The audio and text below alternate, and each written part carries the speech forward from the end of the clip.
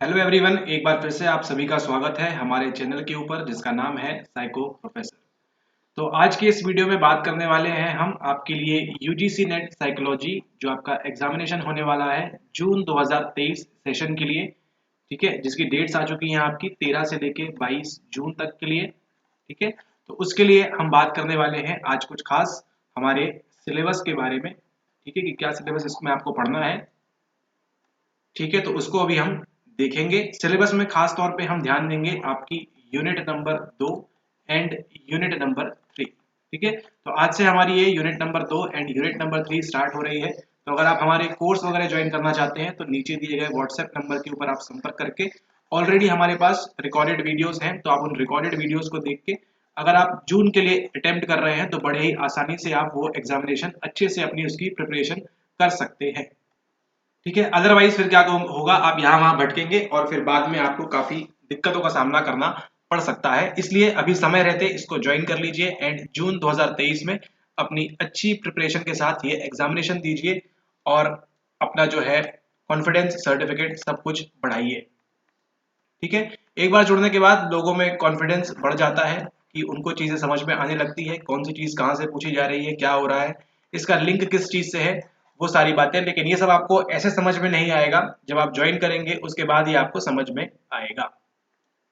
ठीक है, तो चलिए स्टार्ट करते हैं। बहुत ही जल्द आपके जो दिसंबर में जो लोगों ने एग्जामिनेशन दिया था दिसंबर 2022 में, ठीक है, उनके रिजल्ट भी बहुत जल्द आ जाएंगे। ठीक है, तो रिजल्ट की अपडेट जो है वो भी जल्द आपको मिल जाएगी एंड लगभग 5 से 10 दिन बाद आज से या लगभग इसी प्रकार से कुछ आपके जो यूजीसी नेट जो आपका 2023 का सेशन है जून वाला, वहां भी आपको कुछ ना कुछ अपडेट देखने मिलेगी, है ना। जो एडमिशन फॉर्म वगैरह आपके आते हैं वो सब। तो अगर आपको ऐसी अपडेट चाहिए तो आप क्या ज्वाइन कर सकते हैं, आप टेलीग्राम के ऊपर ज्वाइन कर सकते हैं, वहां से भी आपको अपडेट वगैरह मिलती रहेगी।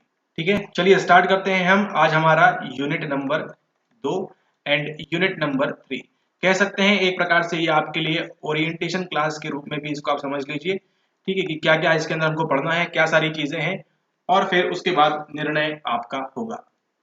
चलिए सबसे पहले आपकी इकाई नंबर 2 ये स्टार्ट हो रही है, शोध प्रविधि तथा सांख्यिकी। ये दो अलग अलग भाग है। यहाँ से आपको कितने सवाल देखने मिलते हैं, 5 से 6 सवाल आपको देखने को मिलते हैं और जो आपके रिसर्च के पैराग्राफ आते हैं उसके सवाल भी आपको देखने को मिलते हैं। तो अगर आपने इकाई 2 में अच्छी पकड़ कर ली तो आपके चांसेस अच्छे हैं कि आप यहाँ पे जो 4 5 6 सवाल हैं वो आप अच्छे से क्लियर कर सके। ठीक है, तो इसमें सबसे पहला पॉइंट क्या देखेंगे हम, ये है आपका यूजीसी नेट का सिलेबस।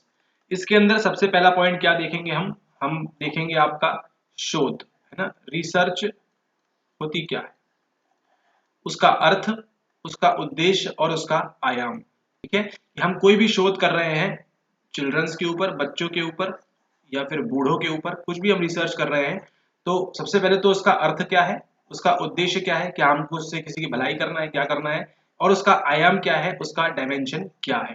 ठीक है, उसके बाद नंबर नेक्स्ट हम आगे बढ़ेंगे शोध समस्या को लेके, कि शोध में समस्या क्या क्या आती है, कौन कौन सी समस्या उत्पन्न होती है उसके बारे में बात करेंगे। फिर हमको देखना है यहाँ पे चर, जो आप जानते हैं किसके रूप में, आप जानते हैं उनको वेरिएबल्स के रूप में। अब वेरिएबल्स भी केवल दो नहीं है, इंडिपेंडेंट एंड डिपेंडेंट, आश्रित अनाश्रित नहीं है, इनके अंदर भी कई सारे हैं। ठीक है, उनको भी हम स्टडी करेंगे, कौन कौन से वेरिएबल और हमको पढ़ना है। ठीक है, और कौन कौन से वेरिएबल्स होते हैं, कौन कौन से चर होते हैं। उसके बाद आपकी यहाँ पे परिचालनात्मक परिभाषाएं, ठीक है, आपकी जो डेफिनेशंस होती हैं ऑपरेशनल वाली, उनको हम देखेंगे। उसके बाद आता है आपका मोस्ट आईएमपी, एक सवाल आपको यहाँ से देखने को मिलता ही मिलता है, वो क्या है, वो है आपकी प्राक कल्पना यानी कि आपकी हाइपोथेसिस। ठीक है, हाइपोथेसिस क्या होती है ना, शून्य परिकल्पना क्या होती है, ठीक है, अल्टरनेट परिकल्पना क्या होती है, अल्टरनेट हाइपोथेसिस क्या होता है, शोधकर्ता हाइपोथेसिस, शोधकर्ता परिकल्पना क्या होती है, उनके बारे में हम बात करने वाले हैं। उसके बाद आपका आलू भटा बैंगन का एग्जाम्पल, आपका जो नमूना चयन है जिसे हम कहते हैं क्या, जिसे हम कहते हैं सैंपलिंग। ठीक है, सैंपलिंग भी कई प्रकार की होती है, उसमें कौन कौन से अलग अलग डायमेंशंस हैं उनके बारे में भी हमको यहाँ पे सीखना होगा। उसके बाद आता है शोध के संचालन और प्रतिवेदन प्रस्तुत करने में नैतिक आचार। इसके ऊपर YouTube पे फ्री वीडियो बनी हुई है तो उसको आप देख लीजिएगा, वहां से उतनी जो चीजें हैं उनको अगर आप कवर कर लेंगे तो यहाँ से आपका रिसर्च वाला पार्ट यहाँ पे थोड़ा सा समझ में आता है कि शोध के संचालन के लिए, कोई भी रिसर्च कंडक्ट करने के लिए और प्रतिवेदन प्रस्तुत करने में एथिक क्या होंगे, नैतिक आचार किस प्रकार से होना चाहिए आपका। ठीक है, उसके बारे में यहाँ पे बात करनी है। उसके बाद अगला क्या पढ़ेंगे हम, अगला हम पढ़ेंगे, देखिए जैसे जैसे आगे बढ़ते जाएगा उतना वो इंपॉर्टेंट होता जाएगा, ठीक है। फिर है आपकी यहाँ पे शोध की रूपावलियां। शोध की रूपावलियां में दो प्रमुख कौन सी है हमारे पास है यहाँ पे मात्रात्मक, यानी कि हमारे पास है यहाँ पे क्वांटिटेटिव, और ये है आपकी कौन सी, ये है आपकी क्वालिटेटिव, गुणात्मक, ठीक है, ओके। और यहाँ पे है शोध का मिश्रित विधि उपागम क्या होता है, उसके बारे में भी हमको स्टडी करना होगी, यहाँ पे शोध का मिश्रित विधि उपागम, ठीक है। यानी मात्रात्मक रिसर्च और गुणात्मक रिसर्च में कौन कौन सी चीजें आती हैं, क्वांटिटेटिव में क्या क्या आते हैं और क्वालिटेटिव में क्या क्या आते हैं, उसका भी आपको गहन अध्ययन कराएंगे इसके अंदर, ठीक है। तो मान के चलिए अगर आप हमसे ये यूनिट 2 एंड यूनिट 3 कर रहे हैं तो आपका पेपर 1 का जो सॉल्यूशन है रिसर्च मेथड्स वाला, वो भी आपका लगभग यहाँ से काफी अच्छा कवर हो जाएगा। अब पता नहीं पेपर 1 के लिए आप कहाँ से पढ़ रहे हैं, जहां से भी पढ़ रहे हैं, बट अगर आपने एक बार हमारे द्वारा ये चीजें कर ली तो उसके बाद जीवन में आपको कहीं भी कुछ एक्स्ट्रा करने की जरूरत नहीं होगी, ठीक है, ओके। फिर यहाँ पे है अगला आता है शोध की विधियां, ठीक है। शोध की विधियां कौन कौन सी है, किस किस प्रकार से हम रिसर्च कर सकते हैं, प्रेक्षण के साथ, है ना, ऑब्जर्वेशन आएगा, फिर आपका सर्वेक्षण है, साक्षात्कार इंटरव्यू के माध्यम से रिसर्च हो रही है यहाँ पे, फिर आपकी क्वेश्चनेयर है, प्रश्नावली दे दी है आपको, ठीक है। फिर आपका क्या है यहाँ पे प्रायोगिक, है ना, एक्सपेरिमेंटल रिसर्च, ठीक है, एक्सपेरिमेंटल आपकी आ जाएगी। फिर यहाँ से आपकी आती है अर्ध प्रायोगिक, ठीक है, अर्ध प्रायोगिक यानी आपकी क्वासी एक्सपेरिमेंटल भी यहाँ से आ जाती है। फिर आपका है क्षेत्र अध्ययन, इस बार 2023 में फील्ड स्टडी से आई थिंक आरजे सेट में या एमएच सेट में कहीं तो भी एक सवाल पूछा गया था आपसे यहाँ पे फील्ड स्टडी के ऊपर कि कौन किसने दो भागों में इसको डिवाइड किया, फील्ड स्टडी के ऊपर एक सवाल था। फिर यहाँ पे प्रति सांस्कृतिक अध्ययन, इस पे भी सवाल आता ही आता है, ठीक है, कराया हुआ है आपको पीवाईक्यूज में ये, तो जो वीडियोस हमारे देख रहे हैं ऑलरेडी कोर्स के अंदर है तो उनको समझ में आएगा। यहाँ से हमारा जो प्रीमियम है उसके अंदर ये चीज बताई गई थी आपको, प्रति सांस्कृतिक अध्ययन की क्रॉस कल्चरल स्टडीज के बारे में, ठीक है, या एक कल्चर से दूसरे कल्चर में हमको स्टडी चेंज करना है तो उसका प्रमुख उद्देश्य क्या होता है, क्यों हम करते हैं। उसी के साथ साथ अगला आपको पढ़ाएंगे डिटेल में घटना विज्ञान के बारे में, यानी कि आपको फेनोमेनोलॉजी के बारे में बताएंगे यहाँ पे, घटना विज्ञान के बारे में। फिर आती है आपकी ग्राउंडेड थ्योरी, है ना, ग्राउंडेड थ्योरी इस बार सवाल था, लोगों ने सही किया इस बार सवाल 2023 में मार्च का जो एग्जाम हुआ, ठीक है। कुछ दिनों पहले बताया था ग्राउंडेड थ्योरी क्या होती है, अलग अलग प्रकार की थ्योरी कौन सी होती है, नैरेटिव क्या होता है, वो सारी चीजें कवर कराई थी और वहां से सवाल सीधे सीधे आपको मिल गया था। फिर आता है यहाँ पे फोकस ग्रुप, ठीक है, फोकस ग्रुप के अंदर क्या होगा वो आपको कवर कराएंगे यहाँ पे। फिर आता है आपका वृत्तांत वर्णन, फिर यहाँ पे केस अध्ययन, आपकी जो केस स्टडीज होती हैं, ठीक है, वो यूट्यूब वाली केस स्टडीज नहीं कि किसी एक को पकड़ के 10-15 वीडियो बना दे रहे हैं, वो वाली केस स्टडी नहीं, केस स्टडी हम अपने रिसर्च में साइकोलॉजी में किस प्रकार से कर सकते हैं। और फिर यहाँ पे आता है आपका नंबर लास्ट आपका नृजाति वर्णन, यानी कि आपकी ये है आपकी एथनोग्राफी, ठीक है, एथनोग्राफी के बारे में पढ़ाएंगे आपको। तो ये सारी चीजें कवर करेंगे सबसे पहले हम, ठीक है, धीरे धीरे यहाँ से 0 से स्टार्ट करेंगे और ऐसे ऐसे करके हुए आगे हम 1 2 3 स्टेज में आगे बढ़ते जाएंगे। इसके बाद देखते हैं हमको क्या पढ़ना है, और अभी तो शोध प्रविधि ही चल रही है। और यहाँ से आपकी आती है कौन, यहाँ से आपका आता है मनोविज्ञान में सांख्यिकी, ठीक है, मनोविज्ञान में सांख्यिकी की बात करेंगे हम।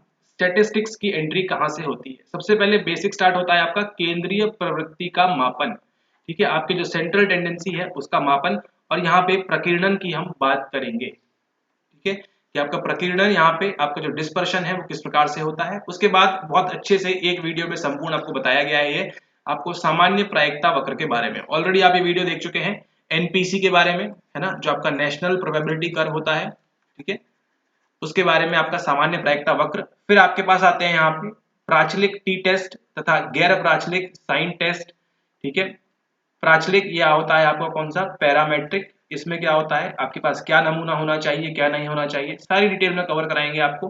फिर यहाँ पे आता है आपका गैर प्राचलिक टेस्ट, यानी कि आपका नॉन पैरामेट्रिक टेस्ट, ठीक है, इसके अंदर क्या क्या आता है उनको भी देखेंगे हम। आपको जब ये कोर्स कर लेंगे हमारे साथ तो ऐसे मुंह जबानी चीजें याद होंगी आपको कि इसके अंदर क्या आता है क्या नहीं आता। फिर हम बात करेंगे sign test, Wilcoxon sign rank test, Mann Whitney test, Kruskal Wallis test और फ्राइडमैन का टेस्ट। उसी के साथ साथ यहाँ पे देखेंगे हम कि पावर एनालिसिस क्या होता है और इफेक्ट साइज क्या प्रभाव डालता है हमारी सांख्यिकी के ऊपर। सांख्यिकी के ऊपर ये सवाल अगर आपने इतना कर लिया तो आपको 2 से 4 सवाल आपको मिल सकते हैं, अगर कोई लक अच्छा रहा आपका पेपर में वो सवाल आ गए, ठीक है, रिसर्च में आपको फंस गया तो वहां से आपको मिल सकता है, ठीक है। फिर आगे हमको क्या पढ़ना है, आगे हमको पढ़ना है यहाँ पे सहसंबंध परक विश्लेषण, यानी कि आपका जिसे हम कहते हैं आपका कोरिलेशनल या कोरिलेशन एनालिसिस। ठीक है, कोरिलेशन एनालिसिस के अंतर्गत सहसंबंध क्या होता है, सबसे पहले तो आपको ये मालूम होना चाहिए कि ए के बढ़ने से दूसरा बढ़ रहा है या दूसरा घट रहा है, क्या हो रहा है ना, इसको बारे में आपको जानकारी होना चाहिए कोरिलेशन एनालिसिस के माध्यम से। सहसंबंध में फिर आपका गुणन, आघूर्ण और कोटिक्रम, ये क्या होता है, ठीक है, इसके अंदर दो तरीकों से निकालते हैं, एक आपका गुणन आघूर्ण और एक आपका कोटिक्रम, उसके बारे में हम देखेंगे। फिर होता है आपका आंशिक सहसंबंध। ठीक है, यानी कि सहसंबंध तो है लेकिन कैसा है, आंशिक है, कभी हाँ कभी ना। ठीक है, कंफ्यूजन में क्या करे क्या ना करे कुछ समझ में नहीं आ रहा है, क्या कर ले इसी बात पे चैनल को सब्सक्राइब कर ले अगर पहली बार देख रहे हैं तो। ठीक है, ओके, फिर है आपका बहुल सहसंबंध। ठीक है, उसको देखेंगे हम, जो डेफिनेशन वगैरह पढ़ेंगे हम किसके बारे में, मल्टीपल रिग्रेशन के बारे में, यहाँ पे बहुल सहसंबंध की बात करेंगे। सॉरी, आपका रिग्रेशन नहीं, रिग्रेशन नीचे है, यहाँ पे आपका मल्टीपल कोरिलेशन की बात करेंगे कि ए बी सी डी 15-20 आपको मिल गए तो क्या आप करेंगे। ठीक है, बहुल सहसंबंध देखना है, ये इंपॉर्टेंट है। फिर आपकी सहसंबंध की विशेष विधियां यहाँ पे दी गई है, आपको द्विपंक्तिक दिया हुआ है, पॉइंट द्विपंक्तिक द्विपांक्तिक दिया हुआ है, चतुष्ट कोठी कोष्ठी दिया हुआ है और आपको फाइव कोएफिशिएंट यानी कि फाइव गुणांक दिया हुआ है। ये सब भी कराया था, चारों के चार आपको 2022 में सवाल आपको पूछा गया दिसंबर के सेशन में। ठीक है, चारों के चारों आपको यहाँ पे पूछे गए थे, उन्होंने इस बार के एग्जाम में ऐसे 1 2 3 4 करके लाइन से दे दिया था और यहाँ पे आपको आंसर्स दे दिए गए थे। ठीक है, तो पूछते हैं सवाल, ऐसी बात नहीं है। ठीक है, फिर आता है आपका अगला प्रतिगमन। प्रतिगमन के बारे में हम पढ़ेंगे। ठीक है, कि आपका रिग्रेशन क्या होता है। ठीक है, उसके बारे में हम जानेंगे। मान के चलिए आपने अपने मास्टर्स में, बैचलर्स में, अपनी 10वीं 12वीं में कभी भी आपने इतने तरीके से साइकोलॉजी को नहीं पढ़ा होगा जैसे आप इसके अंदर पढ़ने वाले हैं। ठीक है, तो प्रतिगमन के बारे में देखेंगे, उसके अंदर आपका साधारण रेखीय प्रतिगमन क्या होता है, बहु प्रतिगमन क्या होता है, इनके बारे में भी हम बात करेंगे। ठीक है, फिर आता है आपका ये सब चीजों से जो आपको डर लगता है, ये डर आपका खत्म हो जाएगा अगले 45 दिनों के अंदर, क्योंकि अगले 45 दिनों के अंदर क्या करेंगे, आप हमारे लेक्चर्स देखेंगे प्लस साथ ही साथ क्या करेंगे, आप वहां पे प्रैक्टिस सेट भी, प्रैक्टिस टेस्ट भी वहां पे आप लगाएंगे। ठीक है, फिर हमको देखना है अगला फैक्टर विश्लेषण यानी कि फैक्टर एनालिसिस, और जो बड़े बड़े पैराग्राफ्स होते हैं उनको भी आप आसानी से 5 सवाल वहां से आराम से निकाल पाएंगे, बशर्ते आप अच्छे से प्रैक्टिस करें। उसके बाद आपका अनुमान, विधियां, क्रमावर्तन तथा निर्वचन। ठीक है, तो ये किस चीज का नाम है, इसको भी हम कवर करेंगे फुल डिटेल में। फैक्टर विश्लेषण, फैक्टर एनालिसिस के आप मास्टर बन जाएंगे धीरे धीरे, जब तक आपका एग्जाम आएगा तब तक। फिर यहाँ पे आपका प्रायोगिक अभिकल्प की बात हो रही है। ठीक है, ये है आपके एक्सपेरिमेंट की डिजाइन की बात कर रहे हैं यहाँ पे आपको। फिर आपको अनुभव बताएंगे क्या होता है, उसमें एक तरफा क्या है और फैक्टोरियल क्या होता है। फिर यहाँ पे आपका है यादृच्छिक ब्लॉक अभिकल्प, ये क्या होता है आपका रेंडमाइज ब्लॉक डिजाइन। फिर आपका पुनरावृत्त मापन अभिकल्प, लेटिन स्क्वायर की हम बात करेंगे, लेटिन स्क्वायर कब कहाँ से एंट्री करता है। कोहोर्ट स्टडीज क्या होती हैं, टाइम सीरीज क्या है, मनोवा एनकोवा एकल विषय अभिकल्प। ये सब चीजें जो आप अपने मास्टर्स में पढ़ते थे उनको आप दोबारा पढ़ेंगे, लेकिन बिल्कुल कहाँ से, बिल्कुल जीरो से एकदम हाईएस्ट लेवल तक। ठीक है, आपको लेके जाएंगे यूडाइमोनिया तक, इसका आप ध्यान रखें। और फिर यहाँ पे आपका है एकल विषय अभिकल्प। ठीक है, तो इसी के साथ आपकी यूनिट 2 में आपको इतना ही पढ़ना है। ठीक है, अगर आप सेल्फ से स्टडी कर रहे हैं तो इतनी सारी चीजों को आपको बहुत गूढ़ अध्ययन के साथ अच्छे से पढ़ना होगा, इसका आप ध्यान रखें। ठीक है, तो ये थी आपकी संपूर्ण यूनिट 2। इसके बारे में आप कई सारी वीडियोस यूट्यूब पे भी डली हुई हैं रिसर्च मेथड्स करके, वहां से भी आप देख सकते हैं, तो उससे भी आपको डेफिनेटली फायदा होगा। ठीक है, और फिर हम बात करेंगे अब यहाँ पे इकाई 3 के अंदर आपका मनोवैज्ञानिक परीक्षण। दिखने में छोटी सी इकाई है लेकिन थोड़ा बहुत ये घुमा फिरा देती है। ठीक है, लेकिन अब ये ज्यादा आपको घुमाएगी फिराएगी नहीं। ये है आपके मनोवैज्ञानिक परीक्षण यानी कि टेस्टिंग की बात हो रही है यहाँ पे। ठीक है, मनोवैज्ञानिक टेस्टिंग, साइकोलॉजिकल टेस्टिंग की बात करनी है। परीक्षणों के प्रकार कौन कौन से होते हैं ये भी कवर कराया है। परीक्षण संरचना के अंदर मद लेखन, मद विश्लेषण क्या होता है, आपका आइटम राइटिंग, किस प्रकार से आप आइटम को लिखेंगे, ठीक है, और किस प्रकार से उसका एनालिसिस करेंगे। ठीक है, एनालिसिस वगैरह बातें यहाँ पे अच्छी लगती हैं, वो सब क्या है क्वेश्चन पेपर।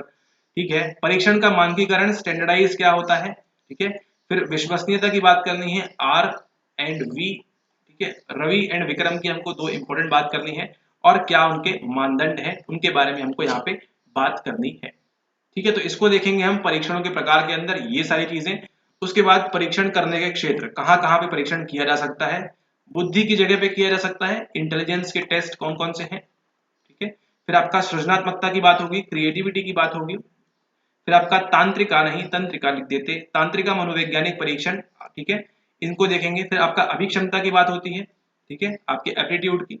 फिर व्यक्तित्व निर्धारण में होता है आपका, और इंटरेस्ट इन्वेंटरी के अंदर भी इन परीक्षणों का इस्तेमाल किस प्रकार से होता है, क्या सारी चीजें होती हैं, उनको भी हम डीप डाइव में कवर करने वाले हैं, ठीक है। उसके बाद आती है आपकी अभिवृत्ति मापने के, यानी कि आपका क्या मेन जो आप लोग लेके घूमते हैं वो क्या है, वो है आपका एटीट्यूड, ठीक है। एटीट्यूड मापने के पैमाने कौन कौन सी स्किल्स है, सवाल पूछता है हर बार आपसे, इस बार भी पूछा, और जो लोग पहले से ज्वाइन है देख रहे हैं उनको बना होगा सही सही। अब आपको ऐसा होता है कि सही आंसर आपको मालूम होता है कि हाँ हम इस पर टिक कर रहे हैं, तो उसके पीछे कारण क्या है। ऐसा नहीं कि ए बी सी डी में से आपको जो मर्जी आए मार्क मार्क किया और वो सही हो गया तो बस किस्मत वाली बात हो जाती है। फिर यहाँ पे हम शब्दार्थ विभेदक की बात करेंगे आपके, ठीक है, स्टेपल्स की बात करेंगे। फिर लाइकर्ट स्केल क्या होता है उनको देखेंगे। कंप्यूटर आधारित मनोवैज्ञानिक परीक्षण, उनके बारे में थोड़ी सी बात करेंगे। 2022 में एक बार सवाल पूछा गया था आपसे, ठीक है। और फिर यहाँ पे आता है आपका अंत में विभिन्न विन्यासों में, ऐसा कुछ खास इस पे से सवाल देखा नहीं गया है अभी तक, ठीक है, तो इस पे ज्यादा समय व्यतीत करना अच्छी बात नहीं है, लेकिन फिर भी कवर करा देंगे आपको। विभिन्न विन्यासों में मनोवैज्ञानिक परीक्षण का अनुप्रयोग, ठीक है, ऑर्गेनाइजेशन में कैसे कर सकते हैं, क्लिनिकल में कैसे कर सकते हैं, संगठन में कैसे कर सकते हैं, व्यवसाय में आपके बिजनेस में किस प्रकार से कर सकते हैं, शिक्षा परामर्श में कैसे इसका इस्तेमाल किया जा सकता है, सेना में इसका इस्तेमाल कैसे किया जा सकता है, मिलिट्री साइकोलॉजी की बात होगी यहाँ पे, ठीक है। जो टेस्ट है इनकी बात हो रही है, ठीक है, मिलिट्री में टेस्ट किस प्रकार से करेंगे आप, पायलट टेस्ट गिलफोर्ड वाला इधर पूछा था आपसे आरजे सेट के अंदर, ठीक है। और यहाँ पे आपका जीविका मार्गदर्शन की बात होगी, ठीक है। तो इतनी सारी चीजें पढ़नी है आपको इकाई 3 के अंदर, ठीक है, तो इस बात का आप ध्यान रखें। तो ये था आपका सिलेबस इकाई नंबर 2 एंड इकाई नंबर 3 के लिए। इनको आप अच्छे से अभ्यास करें, इतनी सारी चीजें आपको बनेंगी तो आपके 10 सवाल जो है आपके पक्के पकाए, आपको 10 सवाल 10 प्रश्न आपको कोई नहीं आपसे छीन सकता, ठीक है। तो अगर आपने ये 10 सवाल पे आपने अच्छी पकड़ बना ली, कौन से एग्जाम के लिए, जून 2023 के लिए, तो आप समझ के चलिए आपको कोई भी पछाड़ नहीं सकता है, इसका आप ध्यान रखें, क्योंकि ये 10 सवाल है जहाँ पे ही आपका जो कट ऑफ है वो डिसाइड होता है इन 10 सवालों में। क्योंकि सबसे कमजोर आपकी जो होती है वो कौन सी होती है, यूनिट्स, ठीक है, जो लोग पढ़ाई नहीं करते हैं, अच्छे से नहीं करते हैं, कौन सी होती है आपकी यूनिट 2 एंड 3 में। आप कभी ये नहीं पाएंगे कि कोई बोल रहा है कि हमको अधिगम में समस्या आती है, हमसे नहीं बनता। आप कभी ये नहीं पाएंगे कि आप स्मृति के अंदर आपको समस्या आती है। आप कभी यह नहीं सुनेंगे कि आपको चिंतन के अंदर समस्या आती है। आप कभी ये नहीं पाएंगे कि आपको बुद्धि के अंदर समस्या आती है। हाँ, एक आध प्रश्न नहीं बनेगा आपसे, लेकिन बड़ी कुछ ऐसी खास समस्या आती नहीं है। समस्या कहाँ पे आती है, समस्या आती है इन 10 सवालों में, ठीक है। आप खुद ही से बताइए नीचे, अगर आपको लगता है आप अच्छा करते हैं इसमें तो स्वयं से आप ऑनेस्टली बताइए कि आपके इन 10 में से सवाल में से आपके कितने सही होते हैं। ज्यादा से ज्यादा कितने होंगे आपके, 2 3 4, है ना, इतने सवाल सही होंगे। वो भी आपको आप मन से मारते हैं कभी, या एक दो सवाल आपको जानकारी होती है तब, है ना। लेकिन क्या होगा, अभी पढ़ने के बाद आप इन सभी सवालों को आराम से हंसते खेलते हुए इसको सॉल्व करना सीख जाएंगे, ठीक है। तो इसका आप ध्यान रखें। तो ये था आपका कंप्लीट यूनिट 2 एंड यूनिट 3 का कंप्लीट सिलेबस आपके यूजीसी नेट 2023 के लिए, ठीक है। तो अगर आप क्या करना चाहते हैं, अगर आप ज्वाइन करना चाहते हैं तो नीचे व्हाट्सएप नंबर दिया हुआ है, ठीक है। आपको ऑलरेडी पहले ही बताया हुआ है सारी क्लासेस कैसी हैं, सारी आपकी रिकॉर्डेड क्लासेस हैं। आपको इसके अंदर मॉक टेस्ट मिलता है, उसी के साथ साथ आपको यहाँ पे PYQ एनालिसिस मिलता है, विश्लेषण आपकी भाषा में, एनालिसिस हमारी भाषा में, इसको मतलब एस करना, PYQ को एनालिसिस को एस करना। उसी के साथ साथ आपको मिलती है इसके अंदर डाउट सॉल्विंग। डाउट सॉल्विंग तो खैर रहता नहीं है ज्वाइन करने के बाद, डाउट सॉल्विंग मिलता है आपको। उसी के साथ आपको मेमोरी टेक्निक्स भी इसके अंदर बताई जाती है, ठीक है, और आपको निमोनिक्स वगैरह भी इसके अंदर दिए जाते हैं, ठीक है। तो इतनी सारी चीजें मिलेंगी आपको कितने रुपए में, इतनी सारी चीजें आपको मिलेंगी ₹16,000 के अंदर, ठीक है। कुछ लोगों को ये कीमत जो है ज्यादा लग सकती है, कुछ लोगों को ये कम लग सकती है, तो आप देख लीजिए किस हिसाब से आपको अच्छा लग रहा है, उस हिसाब से आप ज्वाइन कर सकते हैं, ठीक है। जितना जल्दी ज्वाइन करेंगे उतना जल्दी आप नेट 2023 में निकालने के चांसेस आपके उतने ज्यादा बढ़ जाएंगे, ठीक है। और ये आपको खुद ही मालूम पड़ जाएगा ज्वाइन करने के 2 से 4 से 5 दिन के अंदर। मालूम तो खैर एक दिन में ही पड़ जाएगा कि आप कहाँ पे आ गए हैं, ठीक है। तो आप जल्दी से फैसला लीजिए, जल्दी से फटाफट ज्वाइन करिए और जून 2023 का एग्जामिनेशन अच्छे से दीजिए, ठीक है। ठीक है, ज्वाइन कैसे कर सकते हैं, नीचे व्हाट्सएप नंबर डिटेल दी हुई है, व्हाट्सएप नंबर पे आप संपर्क करें। ये फीस है, इसमें कोई प्लीज सॉरी डिस्काउंट वगैरह नहीं हो पाएगा, इतनी फीस है। ठीक है, इसका आप ध्यान रखें, सारी चीजों का आप लाभ उठाएं और मेन क्या है, आप अपना समय बचाएं, क्योंकि इसके अंदर आपको ये बताया जाएगा कि आपको क्या पढ़ना है और क्या आपको नहीं पढ़ना है। ठीक है, किस पे आपको फोकस देना है, किस पे आपको फोकस नहीं देना है, वो सारी चीजें भी आपको मालूम होना चाहिए। ऐसा नहीं कि पूरे यूनिट 1 से लेके यूनिट 10 तक एक एक लाइन सारी चीजें पढ़ रहे हैं। ठीक है, ऐसा मतलब प्रॉफिटेबल नहीं है ना। ये कौन सा है, ये आपका कहेंगे घाटे का सौदा है कि आप सारी चीजों को पढ़ने बैठे हैं, याद करने के लिए बैठे हैं। ठीक है, हाँ, आपको जो नॉलेज है वो सबका होना चाहिए, लेकिन आपको ये भी मालूम होना चाहिए कि आपके जो फोकस एरियाज हैं, है ना, वो कौन से होंगे। फोकस एरियाज के बारे में आपको मालूम होना चाहिए। ठीक है, कि कौन से सवाल पूछे जाते हैं एंड कौन से सवाल आने की संभावना कम है।